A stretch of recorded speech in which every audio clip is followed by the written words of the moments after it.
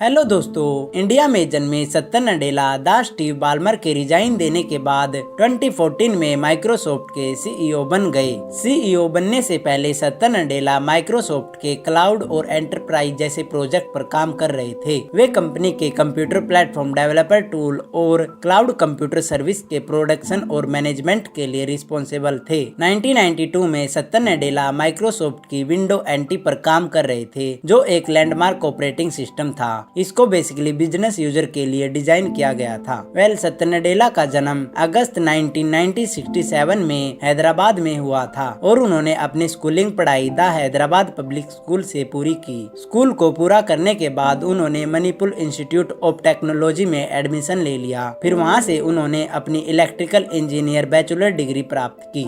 BTech करते time Satya Nadella को realise हुआ कि उनका इंटरेस्ट तो कंप्यूटर साइंस में है। फिर बैचलर कंप्लीट करने के बाद वे अपनी मास्टर डिग्री लेने के लिए अमेरिका चले गए। फिर उन्होंने master degree in computer science university of Wisconsin से कंप्लीट करी। 1990 में अपनी master degree in computer science complete करने के बाद उन्होंने माइक्रो सिस्टम के साथ काम करना स्टार्ट कर दिया। फिर 2 साल बाद यानी 1992 में माइक्रोसॉफ्ट ज्वाइन करने से पहले उनके सामने 2 अपॉर्चुनिटी आई। फर्स्ट एमबीए करने की और सेकंड माइक्रोसॉफ्ट को ज्वाइन करने की। वे बहुत कंफ्यूज हो गए कि मुझे क्या करना चाहिए, लेकिन आखिरकार उन्होंने फिर दोनों अपॉर्चुनिटी को एक्सेप्ट किया और 4 से 5 दिन वे माइक्रोसॉफ्ट के साथ लगातार काम करते रहते। फिर 2 दिन वे अपनी वीकेंडे पर एमबीए करने के लिए यूनिवर्सिटी ऑफ शिकागो जाया करते थे। इस दौरान उनकी शादी अनुपमा से करा दी गई। अनुपमा बेसिकली उनकी स्कूल क्लासमेट रह चुकी थी। फिर उन्होंने अपनी एमबीए, जॉब रिस्पॉन्सिबिलिटी और फैमिली को अच्छे से संभाला। 1994 के बाद जैसे जैसे माइक्रोसॉफ्ट ने अच्छे से ग्रो करना स्टार्ट किया तो उनकी भी जॉब रिस्पॉन्सिबिलिटी बढ़ने लगी। जब वे कंप्यूटर प्लेटफॉर्म डेवलपर टूल और क्लाउड कंप्यूटर सर्विस पर काम कर रहे थे तो उनको अचानक से कंपनी के फाउंडर बिल गेट्स का मेल आया। बिल गेट्स ने बेसिकली सत्या नडेला को उनके काम का फीडबैक दिया था। सत्या नडेला ने कभी ऐसा नहीं सोचा था कि कंपनी के फाउंडर बिल गेट्स मेरे काम को लेकर मुझे फीडबैक देंगे। अंदर से वे इतने एक्साइटेड थे कि उनको उस मेल का रिप्लाई करने के लिए 6 से 7 दिन का टाइम लगा। सत्या नडेला माइक्रोसॉफ्ट की रैंक के अकॉर्डिंग बहुत तेजी से ग्रो कर रहे थे। 1999 में सत्या नडेला को माइक्रोसॉफ्ट ने bCentral small business service का वाइस प्रेसिडेंट बना दिया और फिर वे 2 साल बाद माइक्रोसॉफ्ट बिजनेस सॉल्यूशन के कॉर्पोरेट वाइस प्रेसिडेंट बन गए। 2007 में ऑनलाइन सर्विस डिवीजन के लिए सत्या नडेला को सीनियर वाइस प्रेसिडेंट के रूप में प्रमोट कर दिया गया और बाद में उनको माइक्रोसॉफ्ट की तरफ से माइक्रोसॉफ्ट सर्वर और टूल बिजनेस के डायरेक्टर के रूप में अवार्ड दिया गया।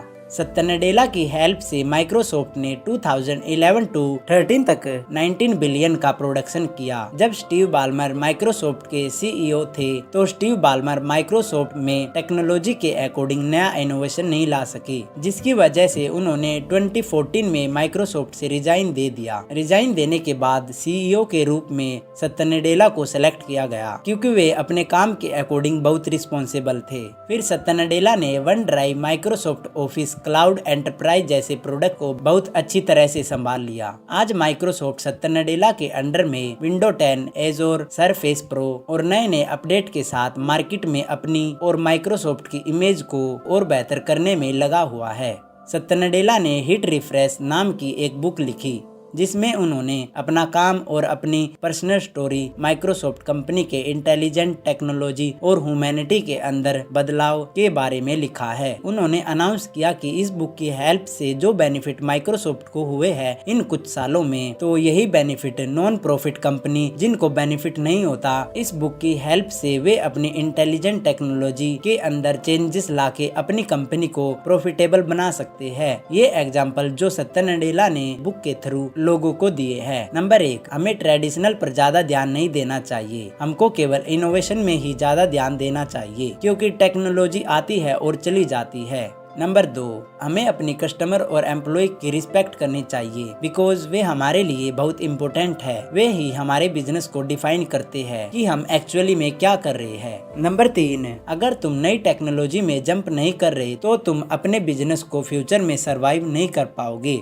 नंबर 4, मुझे बचपन में क्रिकेट खेलना बहुत पसंद था, तो मैंने वहाँ से टीम लीडरशिप की स्किल सीखी, जिसने मेरे करियर में मेरी बहुत हेल्प करी। नंबर 5, अपने काम को लेकर बहुत पैशनेट बनो और हमेशा सीखते रहो। अगर तुम सीखना बंद कर दोगे तो उसमें आने वाली हर चीज को तुम करना बंद कर दोगे। नंबर 6, आगे आने वाले 10 सालों में सभी चीज प्रॉपरली डिजिटल हो जाएगी, तो इसलिए हमें इस न्यू टेक्नोलॉजी को अडॉप्ट करना होगा ताकि हम अपने बिजनेस को फ्यूचर में स्केल कर सके। नंबर 7, अपने काम को हर दिन रिन्यू करते रहो, तो कभी कभी हम उसमें सक्सेस होंगे तो कभी फेल, लेकिन हमें उससे सीखने को बहुत कुछ मिलेगा। तो दोस्तों, अगर आप सत्तर नडेला की बुक द हिट रिफ्रेश को खरीदना चाहते हो तो डिस्क्रिप्शन में आपको उसका लिंक मिल जाएगा। वेल, आई होप कि आपको ये वीडियो पसंद आई होगी। कमेंट बॉक्स में जरूर बताएं कि आपको इससे क्या सीखने को मिलता है। इसी तरह की और वीडियो को देखने के लिए हमारे चैनल को सब्सक्राइब जरूर करें ताकि आप फ्यूचर में कोई भी वीडियो मिस ना करो।